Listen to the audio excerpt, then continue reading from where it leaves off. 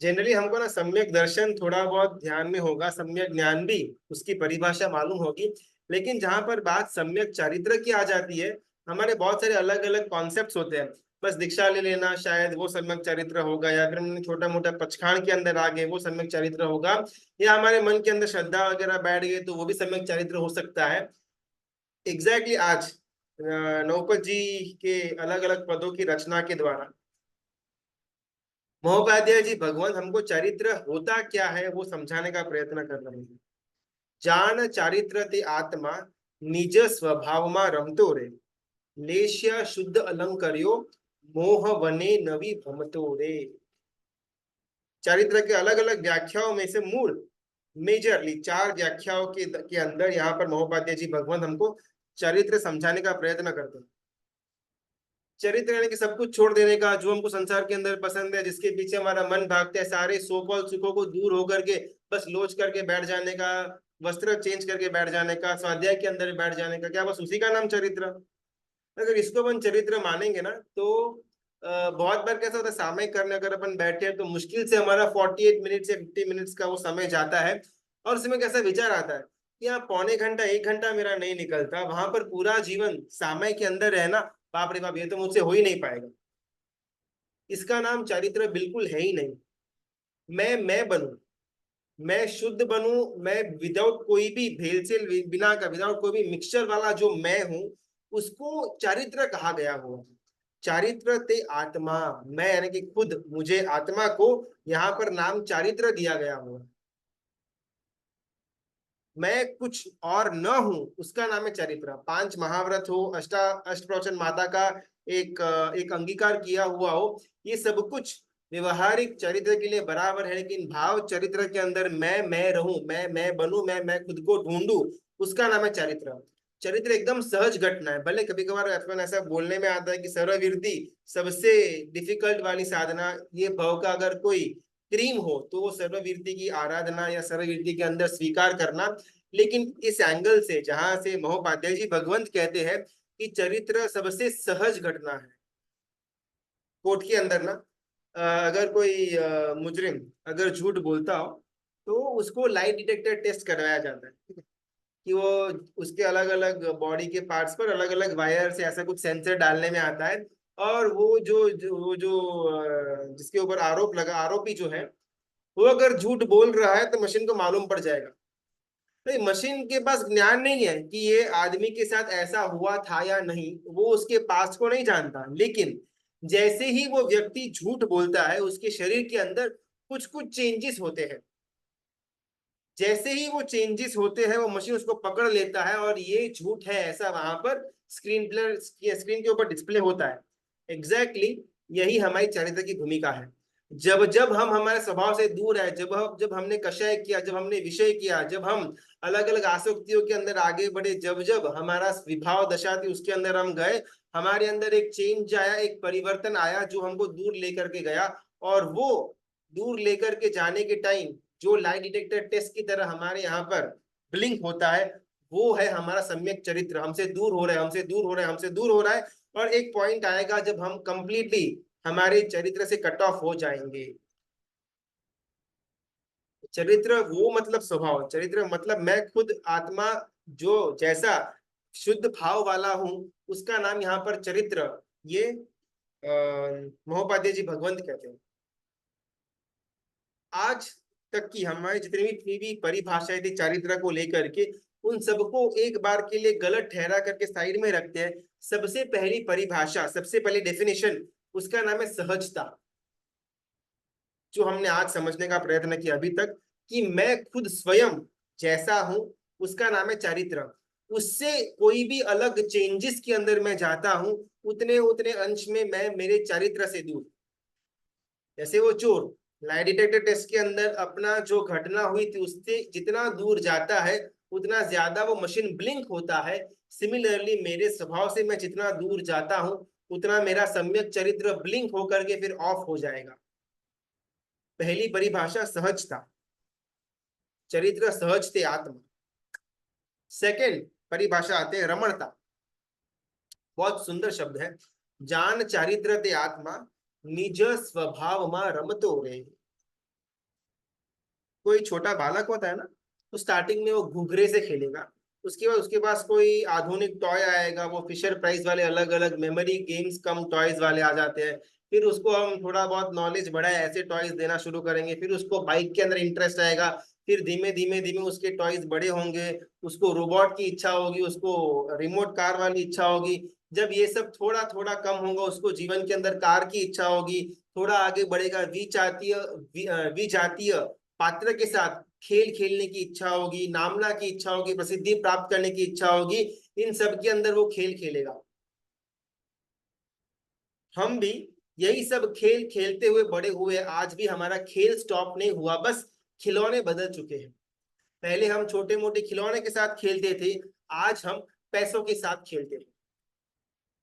मैंने इतने कमाए, मैंने इतने दिए, मैंने इतनों का संग्रह किया।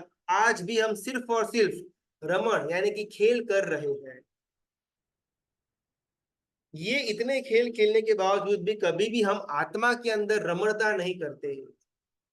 एक राजा जंगल में जाता है, अपने परिवार के साथ वहां पर घूम रहा था, और उसने दूर से अचानक एक संत महात्मा को देखा जो अकेले कायोत्सर्ग ध्यान में खड़े थे। और ये राजा को लगा कि बेचारे संत इस वीरान भूमि के अंदर अकेले खड़े हैं, जाकर के उनका हालचाल पूछ करके आते हैं, अगर कुछ आवश्यकता हो तो शायद लाभ मिल जाए।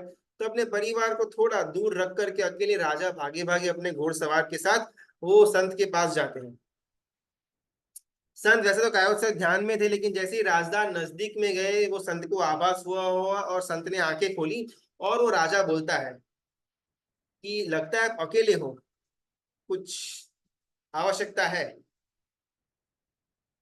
हमारे यहाँ पर ना जनरली अपने लौकिक जगत के अंदर बहुत सुंदर एक कहावत आती है कि two is a company, three is a crowd. दो जन अगर है तो कंपनी मिलेगी, तीन जन अगर है तो वो क्राउड बन जाता है। हमारे इस चरित्र के क्षेत्र के अंदर, अध्यात्म जैन दर्शन के क्षेत्र के अंदर यही व्याख्या थोड़ी बदल जाती है। One is a company, two is a crowd. वो मुनि भगवंत कहते हैं कि मैं अकेला था लेकिन मैं अंतर में बहुत सुखी था, मैं मेरे परम अंतर मित्र के साथ साथ घूम रहा था। अभी मैं बाहर आया और मैं अकेला हो गया। जब तक आप नहीं थे तब तक मैं मेरे अंतर मित्र के साथ पड़ा हुआ था, अभी आप आ गए, मेरा अंतर मित्र चला गया। रमणता, योग दृष्टि समुच्चय, हरिभद्र सूरी महाराजा का बहुत एक अप्रतिम 8 दृष्टियों वाली एक रचना, जिसके अंदर बहुत सुंदर बात आती है कि जैसे ही 5वीं दृष्टि जीव को प्राप्त होगी, वो जीव पूरी दुनिया को जैसे कोई छोटा बालक मिट्टी से खेल रहा हो उस प्रकार से देखेगा। यहाँ पर भी हमारे अंदर बात हुई कि बच्चा पहले स्टार्टिंग में घुघरे से खेलता है, छोटे मोटे टॉयज से खेलता है, और फिर धीमे आगे जाते जाते जाते उसके टॉयज बदलते हैं, लेकिन खेलने की आदत बिल्कुल भी नहीं बदलती। रमणता के अंदर रहा हुआ जो जीव है, जो ज्ञानी गुरु भगवंत है, वो संसारी जीव को सिर्फ घुघरा देखने, घुघरे से खेलने वाला जीव मानते हैं। चाहे वो 2 साल का हो, 20 का हो, 25 का हो, 50 का हो, 80 का हो, बस वो सिर्फ और सिर्फ घुघरे से खेल रहा है। इसके पीछे का तात्पर्य ये कि घुघरे के साथ, खिलौना के साथ खेलने के द्वारा वो बच्चे को कुछ भी प्राप्त नहीं होता, ना कुछ उसको खाने को मिलता है, ना पैसे मिलते हैं, ना कोई उसको इंद्रिय को उत्तेजित करे ऐसी कोई वस्तु मिलती है। बस देखने के अंदर मजा आता है, वो घुघरे से कुछ अलग अलग आवाज आती है, उसको देखता है और उसको खुशी होती है, महसूस होता है कि मैं एकदम आनंद में हूँ। एग्जैक्टली आज हमको भी यही हो रहा है, हमको यहाँ से एक भी चीज लेकर के नहीं जानी है, हमारे साथ रखने वाला है नहीं, लेकिन फिर भी ये अलग अलग चीजों को हम देख करके खुश होते हैं। हाँ मेरे पास इतना बैंक बैलेंस है, हाँ मेरा इतना बड़ा घर बन गया, हाँ मेरे पास इतनी गाड़ियां हो चुकी है, हाँ मेरी इतनी नामना प्रसन्ना, मेरी फेमसनेस इतना बढ़ चुका हुआ हूँ, मेरे यहाँ पर इतने इतने जगह पर मेरा नाम अंकित आया हुआ है। उसे छोटा सा बच्चा घुघरे को देख करके, खिलौने को देख करके खुश होता हो, वैसे ही हम अलग अलग खिलौने को देख करके खुश होते हैं। और ज्ञानी गुरु भगवंत के नजरिए में मुझ में और वो छोटे बालक के अंदर कोई फर्क नहीं है। बहुत सुंदर बात यहाँ पर महोपाध्याय जी भगवंत कहते हैं कि जिस इंसान ने अपने अंतर आत्मा में रमणता करने का सीख लिया हुआ हो, उसके लिए बाहर की दुनिया धूल बराबर, और जिसने रमणता करना न सीखा हुआ हो वो बाहर की धूल के अंदर भी सोने को ढूंढने का काम करेगा। चारित्र मतलब ये नहीं कि उपाश्रय में जाकर के कोने में बैठ जाने का। चारित्र का मतलब ये नहीं कि सारे के सारे दुखों को सामने से जाकर के एक्सेप्ट करना। चारित्र का मतलब ये नहीं कि संसार के सुखों को छोड़ देने की बात आती है। चारित्र का मतलब ये नहीं कि मन को मार करके वहां पर अंदर डालना। चारित्र का मतलब ये कि सबसे ज्यादा सुख जहां पर मिलता हो उसकी तरफ जाना। चारित्र का मतलब ये कि मैं मेरे अंतर मित्र के साथ रहूं, मैं मेरे अंतर में रहूं। पहला गुण था सहजता। पहली परिभाषा चारित्र की होती सहजता। सेकंड परिभाषा चारित्र की आती है रमणता। सहजता यानी कि आप बनो। रमणता आप में रहो। स्टेप बाय स्टेप चारित्र के मार्ग के अंदर हमको आगे बढ़ना है। यानी गुरु भगवान कहते हैं कि आप में रहो। जितना आप बाहर जाओगे खेलने के लिए कूदने के लिए उतना आप दुखी होगे। आप बाहर जाओगे 4 गेम खोल खेलोगे उसकी खुशी होगी, लेकिन एक गेम फाइनल्स वाली हार जाओगे तो दुख होगा। और लिख करके रख लो कि अंतिम में बाहर जाने में हार ही होने वाली है। अगर अंदर में खेलोगे तो हर एक बाजी आपकी, हर एक जीत आपकी। वो अंदर में खेलने के लिए, अंदर में हमारे रमणता आए उसके लिए यहाँ पर द्रव्य रूपी चरित्र की बात करी गई हुई है। लेकिन वो द्रव्य रूपी चरित्र हमारा गोल नहीं था। हमारा गोल भाव रूपी चरित्र था, जिसके अंदर सबसे पहला स्टेप आता है सहजता, सेकंड स्टेप आता है रमणता। नौपद के दुहे में महोपाध्याय जी भगवान आगे बढ़ते हैं। जान चारित्र ते आत्मा सहजता, निज स्वभाव में रमतो रे रमणता। तीसरा लेशिया शुद्ध अलंकर्यो। तीसरी व्याख्या के अंदर बोलते हैं लेशिया शुद्ध जिसकी अलंकारित हो चुकी हुई है, यानी कि सतत जो शुद्ध विचारों के अंदर रत रहे उसका नाम चारित्र। सतत अशुभ विचारों के अंदर जो रत रहे उसका नाम संसार है। एक दिन के अंदर ना अपन कितनी ज्यादा छेतरपिंडी, कितनी ज्यादा मोह माया प्रपंच खेलते हैं ये हम जानते हैं। रामनवमी का एक छोटा कार्यक्रम होने वाला था। तो जनरली अलग अलग लोग अलग अलग पात्र भजते हैं। कोई राम बनाए तो कोई रावण, तो कोई सीता, तो कोई दूसरी ये अलग ये हनुमान वगैरह। अभी एक बहुत प्रख्यात रामनवमी की टुकड़ी थी, उनकी एक गैंग थी। उनको अलग अलग जगह से बुलावे आते थे रामनवमी का नाटक करने के लिए। और ये लोगों का ग्रुप एक दिन वहां पर गया जहाँ से उनको बुलावा आया हुआ था। अभी जो रामनवमी का जो डायरेक्टर था वो नाटक का, वो बहुत टेंशन में आ गया। और वो राम जिनका किरदार निभाने वाले थे वो पूछ रहे भी क्या हुआ। कुछ भाव नहीं दिया, राम तो निकल गए। अभी जो डायरेक्टर था वो बस इस चिंता के अंदर था कि रावण का किरदार जो प्ले करने वाला था वो गायब है, उसकी तबीयत ठीक नहीं है, वो नहीं आने वाला है और आखिरी मोमेंट आधा घंटा बाकी है। अब इस समय अपन किसको पकड़ेंगे जो रावण की लाइंस बोल पाएगा। बस मन के अंदर ये सोच रहा था और एकदम से आगे प्रभु श्री राम प्रकट हुए। एक्चुअल वाले नहीं, लेकिन वो नाटक के अंदर जो रोल प्ले कर रहा था वो आदमी फिर से प्रकट हुआ और बोला बोल बोल आपको क्या चाहिए। कभी भी प्रभु श्री राम का दर्शन निष्फल नहीं जाता। वो डायरेक्टर बोलता है अरे तू साइड में हट भाई, तू तो रोल प्ले कर रहा है, मुझे अभी सचमुच के राम की जरूरत है।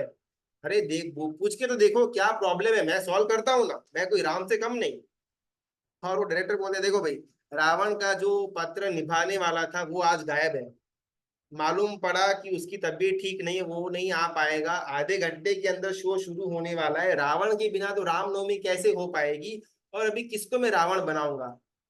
और वो प्रभु श्री राम हमारे डुप्लीकेट वाले वो बोलते बस इतना ही ना, इसमें क्या बड़ा प्रॉब्लम है, मैं बैठा हूं ना।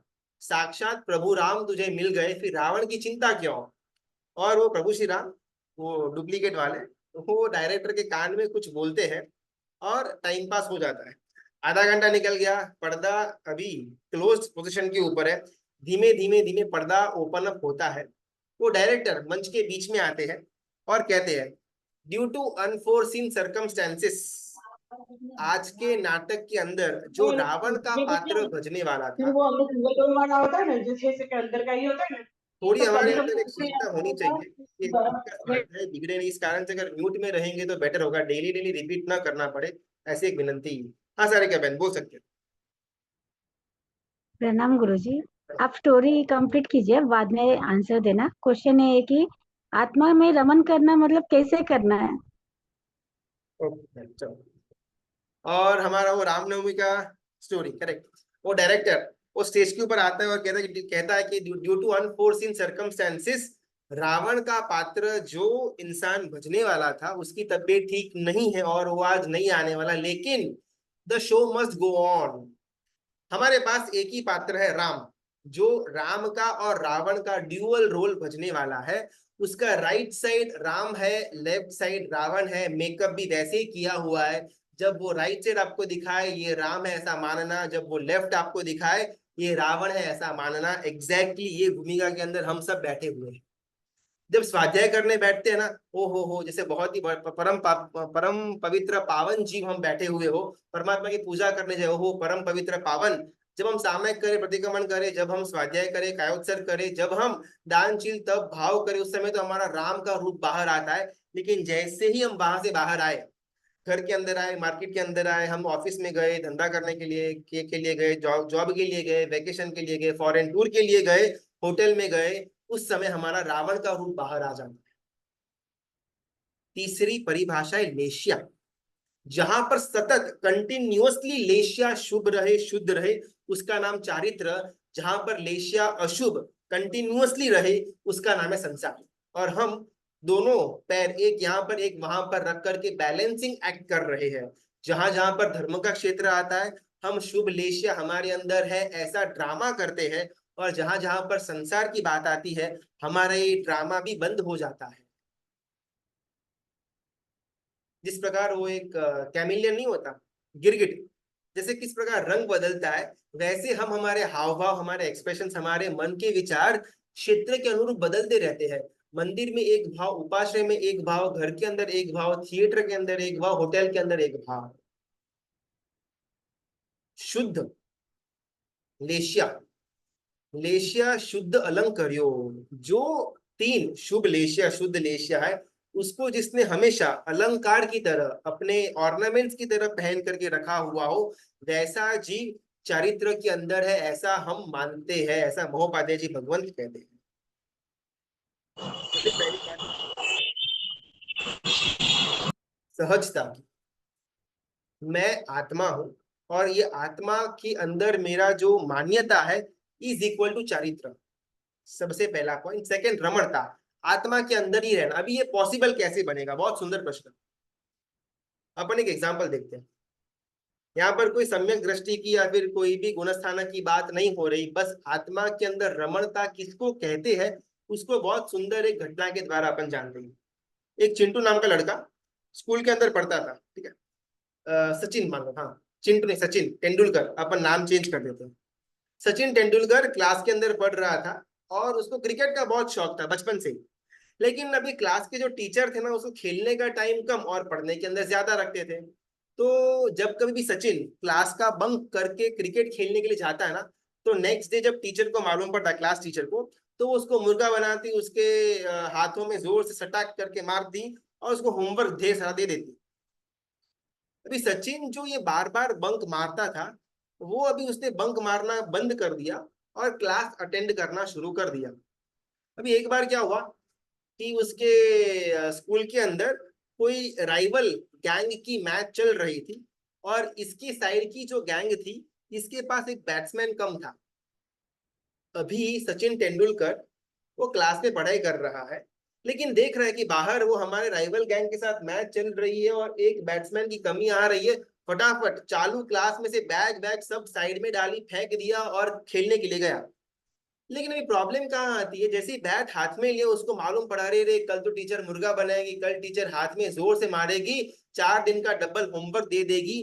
वो सचिन मैच खेल तो रहा है, बैटिंग कर तो रहा है, लेकिन उसका मन वो टीचर के द्वारा दी हुई शिक्षा जो कल मिलने वाली है उसके अंदर पड़ा हुआ है। इसको बोलेंगे रमणता।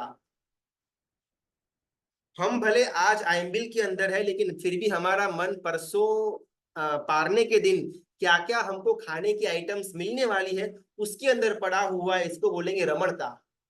एग्जैक्टली ये रमणता हर एक बार जो बाहर के तत्वों के अंदर होती है, वहां से रमणता को अंदर में लेकर के आना, इसका नाम है आत्मरमणता। अभी हमको उल्टा करना है। चाहे मैं बाहर जाऊं, चाहे मैं धंधा करने के लिए जाऊं, या चाहे मैं ऑफिस या नौकरी करने जाऊं, या फिर चाहे मैं घर के अंदर छोटे मोटे काम करता रहूं, मेरा शरीर बाहर जा रहा है, लेकिन मेरा जो मन है, मेरा जो आत्मा है, वो उसके अंदर रमणता में फंसा हुआ है। उसको बाहर में इंटरेस्ट है ही नहीं। शरीर बैठा बैठा गले के ऊपर पैसा गिन रहा है, लेकिन मेरा मन, मेरा आत्मा तो उसकी रमणता के अंदर व्यस्त है। इसको कहा जाएगा आत्मरमणता। निज स्वभाव में रमतो रे। स्वभाव के अंदर रमणता करने के लिए हमको कोई बहाना या फिर कोई एक्सक्यूज नहीं चाहिए। कुत्ता अगर भौंकता है ना, तो वो सहज है। कुत्ता भौंकता नहीं है और हंसना शुरू कर देता है, पूरे बत्तीसी दिखा के ये करता है, तो वो हमको अजुगता लगता है, वो हमको आउट ऑफ द बॉक्स लगता है। अभी हमारी दशा ऐसी हो चुकी है, जो विभाव है वो हमको सहज लगता है, और जो हमारा आत्मा का स्वभाव है वो हमको दुष्कर लगता है। कुत्ते को भौंकना सिखाना नहीं पड़ता, लेकिन शायद कुत्ते को हंसना सिखाना पड़े। हमारी ऐसी हालत है कि हमको बाहर की रमणता सिखानी नहीं पड़ती, लेकिन स्वभाव के अंदर रमणता करना कैसे, ये सीखना पड़ता है। कुत्ते से भी उल्टी हालत के अंदर हम बैठे हुए हैं। चरित्र, पहला पॉइंट जो महोपाध्याय जी भगवंत कहते हैं, सहजता। सेकेंड पॉइंट रमणता। चाहे कोई भी काम करो, आप सम्यक भी हो, नहीं हो, मिथ्यात्व हो, सब साइड में आपको संसार के अंदर खेलना पड़े, कूदना पड़े, जो कुछ भी करना पड़े, बिंदास करो, लेकिन वो क्रिया करते समय भी अगर आत्मरमणता चालू है, तो वो जीव शादी करने का जो जो प्रोग्राम चल रहा है, वो शादी के फेरे लेते हुए भी वो जीव चरित्रधर आत्मा, वो जीव खाना खा रहा है फिर भी चारित्रधर आत्मा, वो जीव भले कचरा साफ कर रहा है लेकिन फिर भी चारित्रधर आत्मा, वो जीव भले मेकअप कर रहा हो लेकिन फिर भी चरित्रधर आत्मा। मैं ऐसे बहुत सारे एग्जांपल्स देखे हुए हैं कि शादी करते हुए किसी को केवल ज्ञान की प्राप्ति हुई हो, किसी ने मेकअप, अपनी अंगूठी निकल गई थी और अंगूठी निकली हुई अंगूठी को देख करके उनको केवल ज्ञान हो गया। कोई मच्छी को काट रहा था, ये करते करते केवल ज्ञान मिल गया। कोई भोजन कर रहा था कुरकुड़ी मुनि की तरह और उसको केवल ज्ञान मिल गया। तो बाहर का जो द्रव्य रूपी चारित्र है, वो एक व्यवहार से बात करी गई हुई है। भाव रूपी चरित्र, ये जो हम बात कर रहे हैं, सहजता, रमणता वगैरह, ये सिर्फ द्रव्य चरित्र लेने के बाद ही आएगी, ऐसा कोई एकांत नहीं है। भले मैं अभी श्रावक संस्था के अंदर विराजमान हूँ, भले मैं अभी एक गृहस्थ धर्म की पालनी कर रहा हूँ, मैंने अभी तक कोई दीक्षा नहीं ली, लेकिन भाव चरित्र की पालनी मैं अभी भी कर सकता हूँ। पॉइंट नंबर 1, सहजता। मैं खुद आत्मा हूं और आत्मा ही चरित्र है। अगर मैं इतना भी जान लेता हूं, तो पहला पॉइंट मैं क्रॉस कर लूंगा। मैं कोई छगन भाई नहीं, मैं कोई रमेश नहीं, मैं कोई परिवार का मुखिया नहीं, मैं कोई बिजनेस का ओनर नहीं, मैं कोई संघ का ट्रस्टी नहीं, मैं कोई सोसाइटी का सेक्रेटरी नहीं, मैं आत्मा हूं। अगर प्रामाणिकता से मुझे ये स्टेज आ गया मान्यता के अंदर, फिर उसके बाद चाहे मैं कितना भी बाहर जाऊं, मैं चरित्रधर आत्मा ही कहा जाऊंगा। Point number 2, रमणता। एक बार ये फर्स्ट स्टेज आएगा कि मैं आत्मा, उसको मैंने सहजता से मान लिया, स्वभाव है स्वीकार लिया, उसके बाद उसके अंदर ही रहना मुझे पसंद आएगा। 365 दिन में से ना सबसे ज्यादा अपन घर के अंदर रहते होंगे, बाहर कम जाते होंगे, बिकॉज घर के अंदर का जो सुख, चैन, सुकून है वो बाहर नहीं मिलता। बाहर हमको कभी कभार लगता है कि भाई घर से बोर हो चुके हैं, चलो पिकनिक के लिए 2, 4, 6, 8 दिन के लिए अपन बाहर घूम के आ जाते हैं। लेकिन जैसे 8, 10, 12, 15, 20, 25 दिन होगा है ना, हमको घर की याद आएगी। यार घर जैसा कंफर्ट ना बाहर नहीं है, चाहे कितनी भी बड़ी होटल क्यों ना हो, लेकिन घर का कंफर्ट वो घर का कंफर्ट है। सिमिलरली आत्मा बाहर जाए, मतलब हमारा ध्यान बाहर जाएगा, अलग अलग चीजों के ऊपर फोकस करेगा। हमको भी मैच का स्कोर जानने की इच्छा होगी, मैं भी जाकर के बैटिंग करूं ऐसी इच्छा होगी, लेकिन जैसे ही मैं वहां पर गया, मुझे लगा नहीं नहीं, यहाँ पर मजा नहीं है, अंदर के अंदर ही मजा है। इसको बोलेंगे आत्मरमणता। सेकेंड स्टेप जो हमारे भाव चरित्र के अंदर आना चाहिए। थर्ड पॉइंट, लेशिया। हमारा विचार शुद्ध हो। ये सब ना ऑटोमेटिकली डोमिनो इफेक्ट है। अगर पहला पॉइंट हम कर लेंगे ना, फिर सेकेंड और थर्ड अपने आप आ जाएगा। इसको करने के लिए कुछ करना नहीं पड़ेगा, इसको लाने के लिए कुछ करना नहीं पड़ेगा। लेश्या शुद्ध अलंकर्यो। अगर मैं आत्मा हूं ऐसा मान्यता के अंदर आ जाता हूं और बहुधा टाइम आत्म रमणता के अंदर मेरा जाता है, तो ऑटोमेटिकली मेरी लेशिया शुद्ध ही होने वाली है। ये सब रिजल्टेंट इफेक्ट की बात हो रही है, कुछ नया करना नहीं है। अगर सामने कोई मुझे गाली गलौच दे रहा हो, मुझे चिल्ला रहा हो, और मैं जानता हूं कि भाई मैं आत्मा हूं, ये शरीर मैं नहीं हूं, वो तो इस शरीर को, इस नाम को गालियां बोल रहा है ना, मुझे क्या फर्क पड़ता है। अगर मैं ऐसा सोचता हूँ, ऑटोमेटिकली मेरी लेशिया भी शुद्ध हो गई। सहजता, रमणता, लेशिया को शुद्ध करना, उसको अलंकारित करके रखना। इसमें कहाँ पर प्रॉब्लम आती है ना, हम लोग डेली अपने अपने अपने भौतिक जगत के अंदर, संसार के अंदर इतना ज्यादा ड्यूअल रोल के अंदर चले जाते हैं कि एग्जैक्टली कौन सा रोल राम है, कौन सा रोल रावण है, मालूम ही नहीं पड़ता। एक चिंटू, अपने पिता की दुकान थी, चश्मे बेचने की दुकान थी, उसके साथ गया, पापा के साथ दुकान में गया। समर वेकेशन चल रहा था, वो सोचा कि दुकान में पापा के साथ थोड़ा बहुत बिजनेस सीख लूंगा। 2-4 दिन पापा के साथ रहा। अभी उसको लगा कि अभी कस्टमर को मैं इंडिविजुअली अटेंड करूंगा। और पापा लंच ब्रेक के लिए घर जा रहे थे, चिंटू को बोला चल साथ में, लंच का टाइम हो गया। चिंटू बोला नहीं नहीं, मैं दुकान में ही स्टे करता हूँ, अगर ग्राहक आ जाएगा ना तो आज मैं धंधा करूंगा। और पापा ने बोला अच्छा ठीक है, तेरी इच्छा, धंधा करना है तो कर। और पापा तो निकले। लेकिन चिंटू को ख्याल है कि भाई मुझे तो एक भी फ्रेम का रेट ही नहीं मालूम। और चिंटू ने पापा को पूछा कि अगर कोई मुझे रेट पूछे तो क्या रेट बताना। पापा ने जोर से सिर पर लपड़ाक दी और बोला तू पागल है पागल। तो चिंटू, अरे मैं पागल हूँ मैं जानता हूँ, लेकिन आप बोलोगे, इन्फॉर्मेशन दोगे तो ही तो मैं पागलपन से बाहर आऊंगा। आप बोलो इसका रेट क्या है। एक और, तू पागल का पागल ही रहेगा। वो चिंटू अभी गुस्सा आ गया, अभी आपको बोलना है तो बोलो भाई, वरना अगर नहीं बोलना है तो बोल दो कि भाई धंधे आज साथ में नहीं करेंगे, मैं कुछ अलग कर दूंगा। ये क्या बात बात पर मार रहे हो, कुछ समझाओ तो सही। और पापा बोलते हैं देख इधर आ, आज ना मैं तेरे को सेल्समैन की टेक्निक समझाता हूँ। चश्मा, ठीक है। अगर कोई व्यक्ति चश्मा देखने के लिए आता है ना, उसने चश्मे के ऊपर पसंदगी कर ली और फाइनल तेरे पास लेकर के आया कि भाई इसका रेट क्या, तो तेरे को बोलना इसका रेट 2,000 रुपए। 1 सेकेंड के लिए पॉज करना। अगर उसका मुंह हो ऐसा हो जाए तो बात बदल देनी। उसका मुंह शांति रहता है तो बोलना 2,000 की फ्रेम आती है। फिर आगे बढ़ना। अच्छा तो ग्लास कितने का, वो पूछेगा, तब तुझे बोलना 2,000 का। 1 सेकेंड के लिए पॉज लेना। अगर हो गया तो बात बदल देनी। और अगर उसका मुंह एकदम शांति रहा हुआ है, एक ग्लास का 2,000 रुपया। शायद 500-1,000 रुपए के आइटम 6,000 में भी तू बेच पाएगा, 60,000 में भी बेच पाएगा। और अगर तेरे अंदर टैलेंट नहीं है तो 600 में भी तू बेच करके नुकसान बुकिंग करेगा। जीवन कभी कभार जीव को लगता है कि भाई मैंने सामने वाले को 1,000 रुपए की आइटम 10,000 में बेच दी, मैंने बहुत बड़ा आदमी बन गया।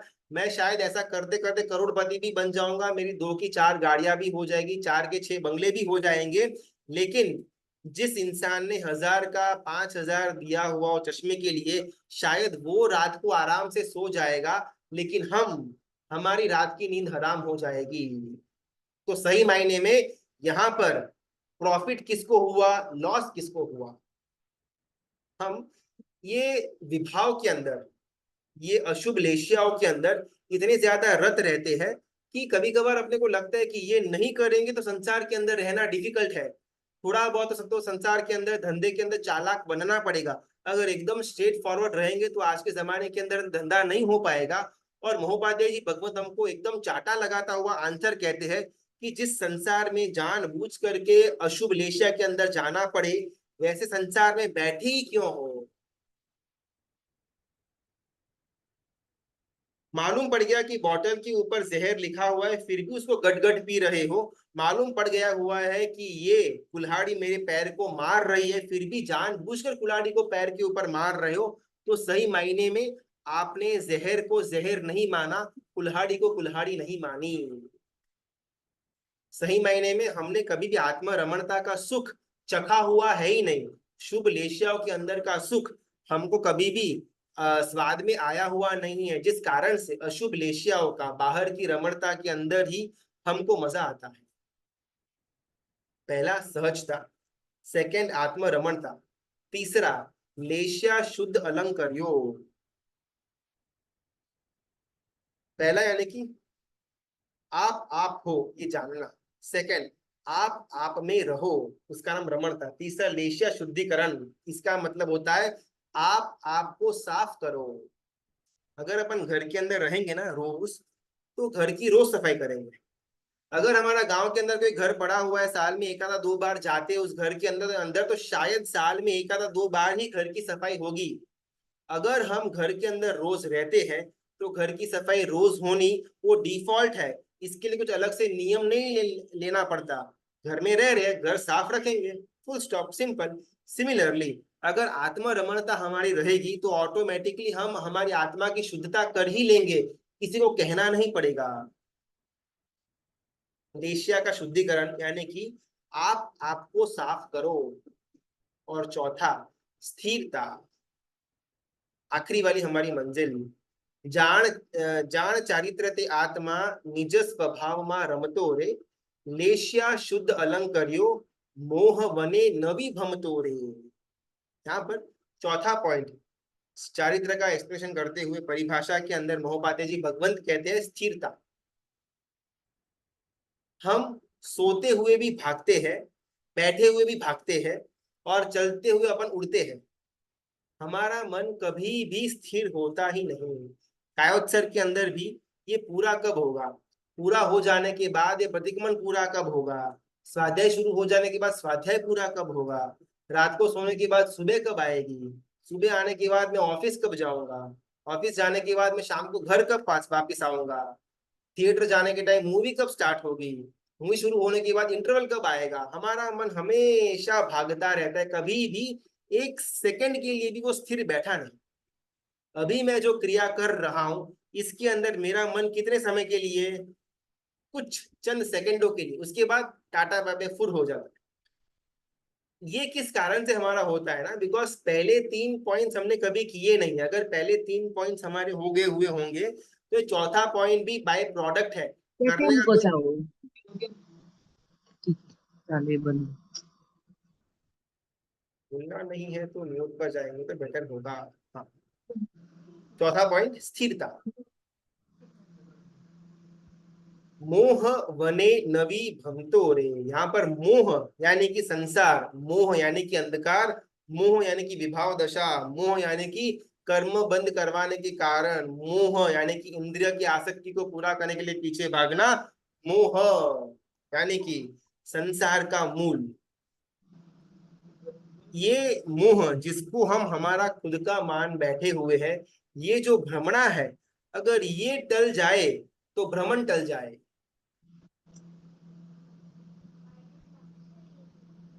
मोह वने नवी भमतो रे, एक बार मैं मान लूं कि ये मैं नहीं, ये मैं नहीं, ये मैं नहीं, ये मैं नहीं, तो ऑटोमेटिकली जो बचा उसके अंदर मैं स्थिर हो जाऊंगा। मैं नाम नहीं, मैं शरीर नहीं, मैं फलाना नहीं, मैं ढिमका नहीं। अगर सब कुछ क्रॉस क्रॉस क्रॉस क्रॉस हुआ फिर बचा क्या, जो बचा वही तू, ये स्थिरता। मोह वने नवी भमतो रे। पहला पॉइंट सहजता, आप आपको पहचानो। दूसरा पॉइंट आत्मरमणता, आप में रहो। तीसरा पॉइंट लेशिया की शुद्धता, यानी कि आप आपको साफ रखो। और चौथा स्थिरता, आप में रहो। सेकेंड पार्ट वाला जो आप में रहो वाला था ना, वो शॉर्टर पीरियड ऑफ टाइम के लिए था। अभी जो लेशिया का शुद्धिकरण करने के बाद की जो स्थिरता आती है, आप चाहे कुछ भी बोल दो मैं बाहर आने को रेडी ही नहीं, उसको कहा जाएगा मोह वने नवी भमी हो रही। मोहपाध्याय जी भगवंत ये चारित्र की बहुत सुंदर 4 पदों के अंदर व्याख्या करते हैं। अभी यही 4 पदों के अंदर की व्याख्या को अपने को थोड़ा अलग, ये शायद किसी के लिए हाई लेवल का या फिर थोड़ा तत्व समझ में न आए, वैसा हो सकता है। तो इसी तत्व को हम एकदम थोड़ा लेवल डाउन करके, वाटर डाउन करके, अलग एंगल से समझने का प्रयत्न करते हैं। संसार के अंदर ना संसार के अंदर 5 प्रकार के जीवों की बात आती है। हमने अब तक जो 4 स्टेज समझे उसी को अलग परिप्रेक्ष्य में अपन जानने का प्रयत्न करते हैं। पहले प्रकार का जीव जो बहुत ही इंटरेस्ट से राची माची ने पाप करता हो, उसका नाम है भवाभिनंदी।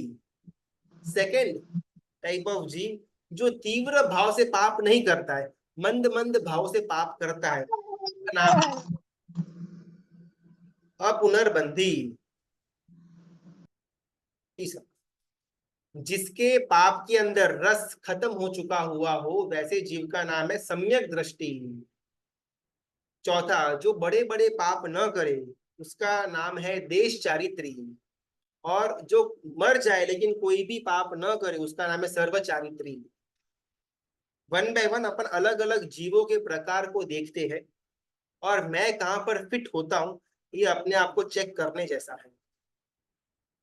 परम पूज्य हरिभद्र सूरी महाराजा योग दृष्टि के अंदर कहते हैं, शुद्रो लाभ रतिर दिनो मत्सरी भयावन शठः अग्न्यो भवाभिनंदी स्यानिष्फलतारंभ संगतः।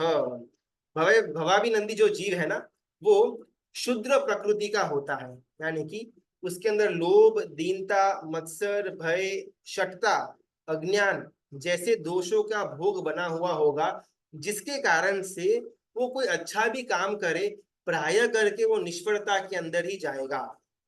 स्वामी विवेकानंद विदेश का सफर करके वापस भारत लौटे। किसी ने उनको पूछा एयरपोर्ट पर जो रिसीव करने के लिए गए हुए थे कि आप महीनों तक विदेश में रहे, आपका एक्सपीरियंस कैसा? वहां पर बहुत सारे प्रवचन वगैरह आपने किए, बहुत सारी जनता के निकट परिचय में आप आए हुए थे, मुझे बस इतना ही जानना है कि यहाँ की जनता के कंपैरिजन में वहां के जनता, वहां का राज कैसा? और विवेकानंद के बोलते हैं कि वहां की बात जाने दो, यहाँ भारत के लोगों से, भारत की जनता से मैं पहले प्रेम करता था, और अभी मैं भारत की जनता को पूजता हूँ, मुझे पूजने लायक लगती है। बस ये स्टेटमेंट के ऊपर से आप समझ लेना कि विदेश और विदेशी लोगों की अंदर मेरा अभिप्राय कैसा। स्वार्थ के लिए जो चाहे किसी का खून भी कर दे, वैसा वहां का देश। जो पशु के अंदर जीव भी नहीं जानता, नहीं मानता, वैसा वहां का देश। थोड़े सुख के लिए बड़े से बड़ा पाप करने के लिए जो तत्पर हो, वैसा वहां की जनता।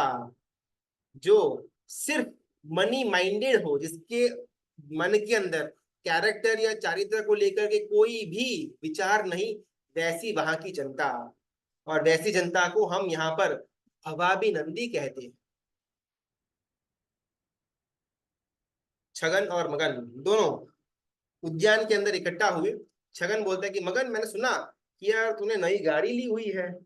और मगन बोला, हाँ भाई, नई गाड़ी तो लेनी पड़ी ना, सबने ली, फिर मैं कैसे बाकी रह जाता। अच्छा, लेकिन एक्चुअली ब्रांड न्यू है क्या? मगन बोले, देखो मेरे लिए तो नहीं है, लेकिन जो बेच रहा था उसके लिए पुरानी थी। ओ अच्छा, ऐसा है क्या? कंडीशन सब बराबर है ना? देखो कंडीशन तो ऐसी है कि अगर आप मेरे एंगल से देखो तो एकदम चकाचक है, अगर आप किसी और मेरे द्वेषी के एंगल से देखो तो टूटी फूटी हालत में है। अच्छा, हॉर्न वॉर्न ब्रेक सब बचता है कि नहीं? देखो, हॉर्न का तो मुझे मालूम नहीं, लेकिन हॉर्न को छोड़ करके बाकी हर एक जगह से आवाज आती है, सिर्फ हॉर्न से आवाज नहीं आती है। इन शॉर्ट बोलना हो तो थर्ड क्लास स्थिति के अंदर गाड़ी मैंने ब्रांड न्यू मान करके खरीदी हुई है। जहां पर रस होना चाहिए, उसके सिवा बाकी हर एक वस्तु के अंदर रस होना इज इक्वल टू भवाभिनंदी।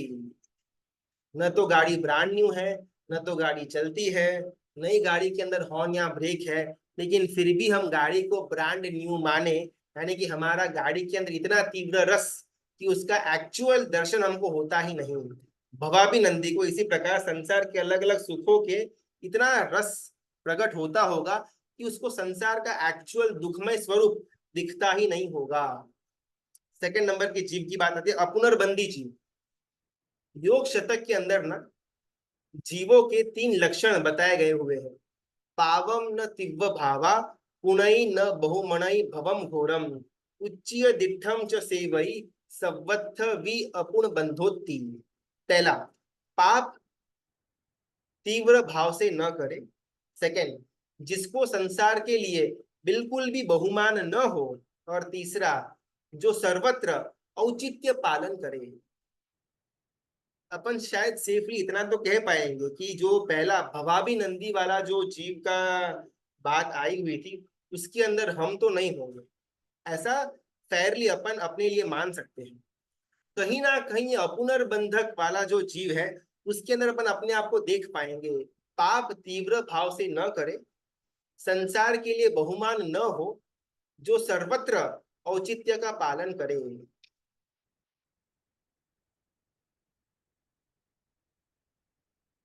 हमारा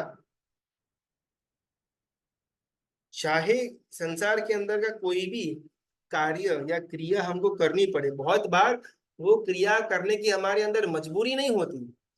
मुझे आम का रस अगर भाता है तो कोई मुझे जबरदस्ती नहीं पिला रहा, लेकिन फिर भी आम का रस पीने की मेरे अंदर इच्छा जागृत हो, मैं आम का रस पीऊं भी, लेकिन उसके अंदर तीव्रता वाला भाव न उत्पन्न हो, तो मैं अपुनर्बंधी जीव कहा जाऊंगा।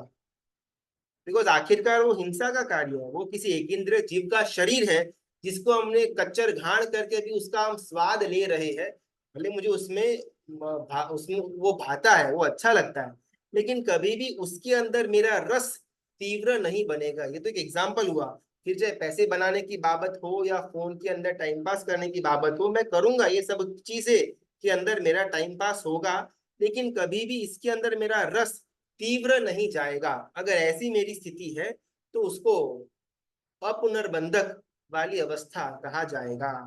थर्ड नंबर ऑफ जीव, सम्यक दृष्टि जीव, जिसके अंदर पाप का रस है ही नहीं, खत्म हो चुका हो। अरे पाप के नाम से भी वो एकदम कांपना शुरू कर दे, ऐसी अगर किसी की हालत हो तो वो जीव को सम्यक दृष्टि जीव कहा जाएगा। एक कन्या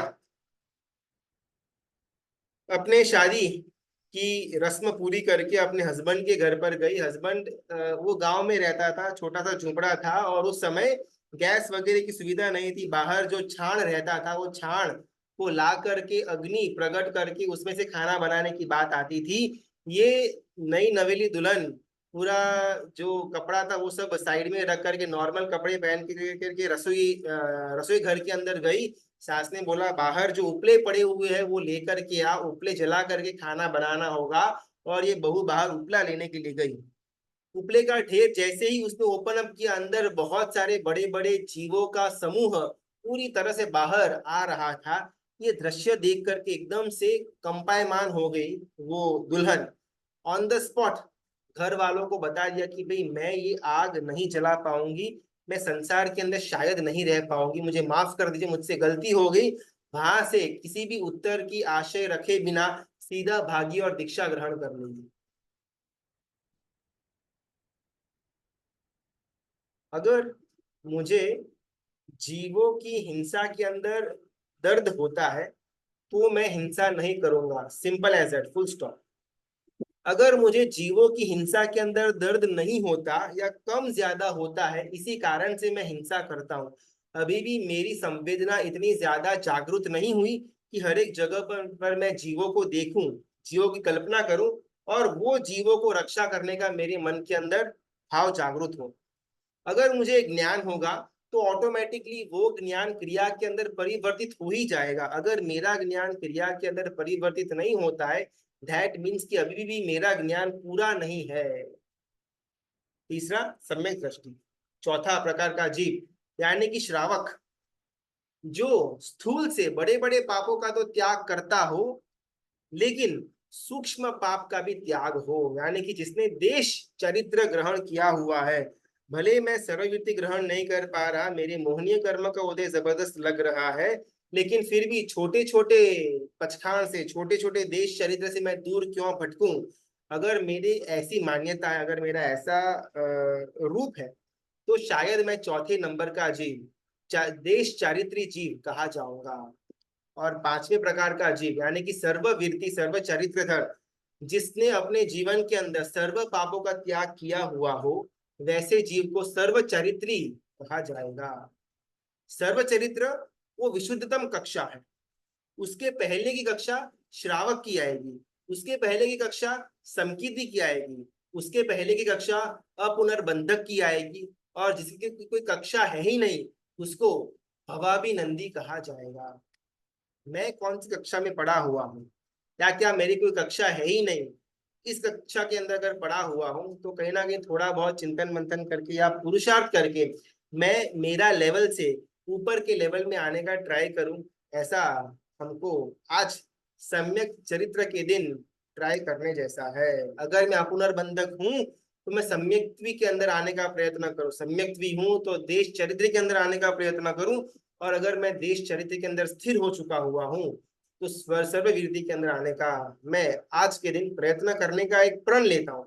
परमात्मा को मालूम कि वो कब होगा, लेकिन शुरुआत तो मैं कर सकता हूँ। आज के दिन अपन वो एक शुभ शुरुआत अपने जीवन में करते हैं। कुछ प्रश्न है तो फटाफट अपन ले लेते हैं। भाव चरित्र जीव ने 7 થી 8 વાર જ થાય, આવું मैं रीड કર્યું तो समझाओ सकती। यहाँ पर ना बात आती है भाव चरित्र की। अभी हम जिस चरित्र को से देखते हैं फिर जानते हैं ना, यानी कि सर्ववीरतीधर साधु भगवंत या साध्वी जी भगवंत, वो वो सर्ववीरती है लेकिन द्रव्य से। वाइट कपड़े पहने हुए, हाथ में ओगा है, लोच किया हुआ है, पैर में चप्पल नहीं है, विहार करते हैं, घोषे के लिए बाहर घूमते हैं, डेली 2 टाइम प्रतिक्रमण, 3 टाइम देवबंदन, 2 टाइम पड़ी लिहन करते हैं, दिन का लगभग 3 से 4 प्रहर स्वाध्याय करते हैं। इसको अपन द्रव्य रूपी सर्ववीरती कहते हैं। अभी व्हाट इज भाव चरित्र? तो आज जो हमने बात की, सबसे पहला पॉइंट हमारा था सहजता, मैं हूं ऐसा मानना। सेकेंड पॉइंट था आत्मरमणता, मैं मेरे अंदर रहूं। तीसरा पॉइंट था शुभलेशा, मैं अपने आप को साफ करूं। और चौथा पॉइंट था स्थिरता। इसको अपन भाव चरित्र कहेंगे। अभी जो हमारा स्टेटस है ना, अभी का जो लेवल है, उसके हिसाब से भाव चरित्र का आना इस वेश के अंदर बहुत डिफिकल्ट लगता है। पहले के टाइम के अंदर ये श्रावक के वेश के अंदर भी भाव चरित्र आ जाता था, लेकिन आज का जो बहुत डिफिकल्ट एक समय चला हुआ, इस समय के अंदर मैं संसार के अंदर बैठा रहूं और बातें करूं, मैं भाव चरित्र के अंदर हूँ, मेरा तो आत्मरमणता चालू है, मेरा तो शुभ परिणति वगैरह चालू है, ये सब कहीं ना कहीं ढकोसला होगा, कहीं ना कहीं भ्रमणा होगी। तो हमारे लिए एकदम क्लियर कट रास्ता है द्रव्य चरित्र में कि द्रव्य सर्ववीरती और भाव सर्ववीरती उसके बाद ही आने वाली है हमारे एंगल से। लेकिन एक्चुअल तत्व ऐसा है कि भाव चरित्र श्रावक के वेश में भी आ सकता है, भाव चरित्र सम्यक दृष्टि के वेश के अंदर भी आ सकता है। उसके लिए सर्ववीरती लेने की कोई आवश्यकता नहीं है। वापिस ये बात हमारे लिए नहीं हो रही, बस तत्व को समझने के लिए हो रही है। सेकेंड पॉइंट, एक बार भाव चरित्र भाव सर्ववीरती मेरे अंदर प्रकट हो गया, यानी कि मैं गुणस्थानक में आगे बढ़ गया। छठा गुणस्थानक है प्रमथ सर्ववीरती, अप्रमथ सर्ववीरती, 7वां। 8वां गुणस्थानक आएगा, और 8वें गुणस्थानक से ऊपर अगर किसी को भी जाना हो तो भाव चरित्र कंपलसरी बन जाता है। छठे और 7वें के अंदर ना, अगर द्रव्य रूपी चरित्र है, भाव चरित्र नहीं भी है, तो भी 6-7 जीव करता रहेगा। लेकिन अगर भाव चरित्र चाहिए, मतलब अगर 7वें से ऊपर जाना है जीव को, तो भाव चरित्र कंपलसरी बन जाएगा। अभी जब हमने कर्म ग्रंथ लिया हुआ तो तब बात आई थी कि 7 से ऊपर 2 अलग अलग श्रेणियां चलती है, 8, 9, 10, 11 और फिर नीचे, या 8, 9, 10 और 12, 13, 14। तो 11 के बाद जो नीचे लेकर के आता है उसको अपन उपशम श्रेणी कहेंगे, और जो सीधा 8 से लेकर के हमको 14 तक लेकर के जाता है उसको अपन उपशम श्रेणी कहेंगे। लैडर 1 और लैडर 2 उपशम श्रेणी, शपक श्रेणी।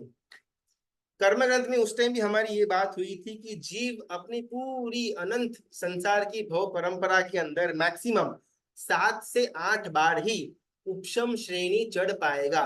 उसके बाद जीव को कंपलसरीली शपक श्रेणी स्टार्ट करनी ही होगी। तो इन अदर वर्ड्स, जीव को मैक्सिमम 7 या 8 बार ही भाव चरित्र का स्पर्शना होगी। 8वीं बार की जो भाव चरित्र की स्पर्शना हुई उसके बाद सीधा केवल ज्ञान। मैक्सिमम बात हो रही है, कहीं कहीं तो पहली बार के अंदर भी हो जाती है, लेकिन वर्ष के सिनेरियो 8-8 बार भाव चरित्र हमको मिला, और 8वीं बार तो हमारा केवल ज्ञान निश्चित है, तो हम ट्राई करें कि शायद अपने को अभी का अभी तो केवल ज्ञान नहीं मिलने वाला, लेकिन 1 to 8 का जो सफर है, वो सफर तो हम इस भव के अंदर कहीं ना कहीं तैर कर सकते हैं। परमात्मा की आज्ञा विरुद्ध कुछ भी बोला हुआ हो तो मिच्छामि दुक्कडम। कल हमारा आखिरी दिन, नौपत जी की ओली का शिखर समान दिन, सम्यक तप, उसको अपन थोड़ा करीब से जानने का अपन कल प्रयत्न करेंगे। कल 9:15 बजे हम आखिरी दिन की संवेदना जानेंगे। सबका बहुत बहुत धन्यवाद, अनुमोदना, प्रणाम।